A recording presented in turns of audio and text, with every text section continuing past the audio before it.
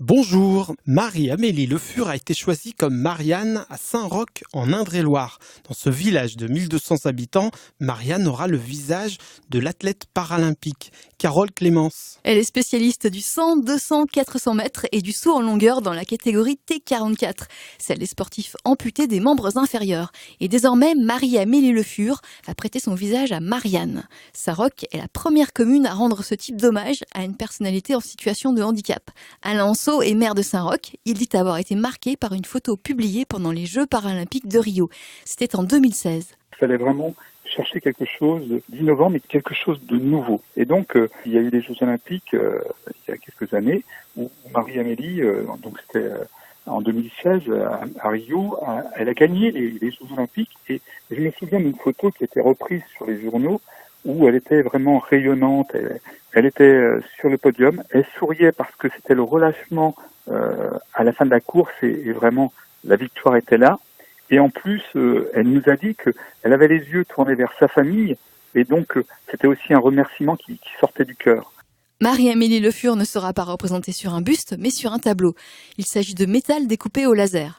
L'œuvre en bleu-blanc-rouge a signé Michel Audiard, un artiste connu mondialement. L'inauguration est prévue pour le 19 mai. À cette date, le tableau sera placé dans la mairie face au portrait du président de la République. Un groupe de 8 sénateurs va faire des propositions sur la prise en charge du handicap. Il est présidé par le sénateur Philippe Mouillet. Ce groupe a tenu une réunion en fin de semaine dernière.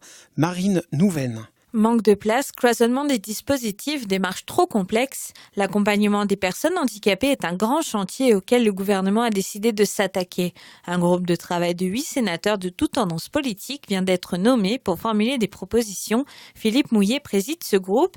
Il parle d'un des problèmes identifiés, décloisonner les dispositifs d'accompagnement. Nous avons choisi dans un premier temps de prendre un sujet donné très spécifique concernant le financement du handicap.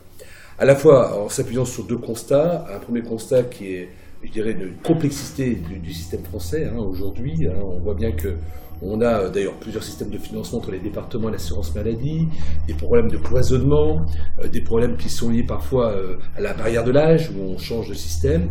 Ce chantier est très important et les attentes sont nombreuses. On sait par exemple que des milliers de personnes handicapées ont dû être prises en charge en Belgique, faute de place en France. Une situation qui préoccupe les pouvoirs publics et qui témoigne de la nécessité de transformer l'offre médico-sociale.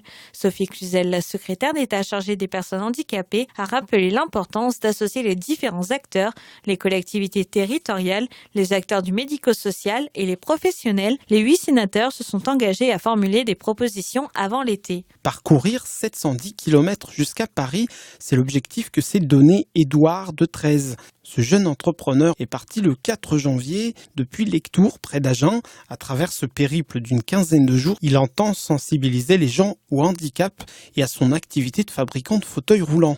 En fin de semaine, il a été reçu par les principaux dirigeants. Édouard de Treize au micro de Nicolas Baril. Je me suis retrouvé à un moment avec certaines difficultés et j'ai finalement une marche à gravir pour le développement du fauteuil roulant français, pour que cela puisse perdurer, qu'on puisse continuer d'équiper ces personnes en situation de handicap, répondre au développement.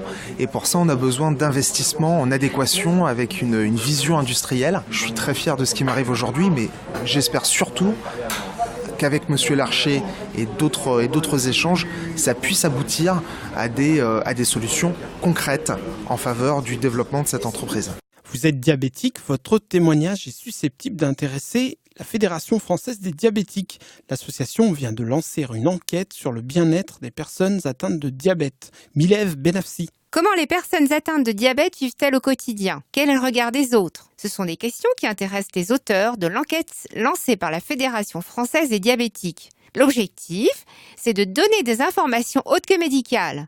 L'association mène actuellement des états généraux autour de cette maladie. Les personnes concernées peuvent remplir un questionnaire en ligne, une démarche qui prend moins de 8 minutes. Tout se passe sur Internet, sur le site egdiabète.fr, et ceci jusqu'à la mi-mai.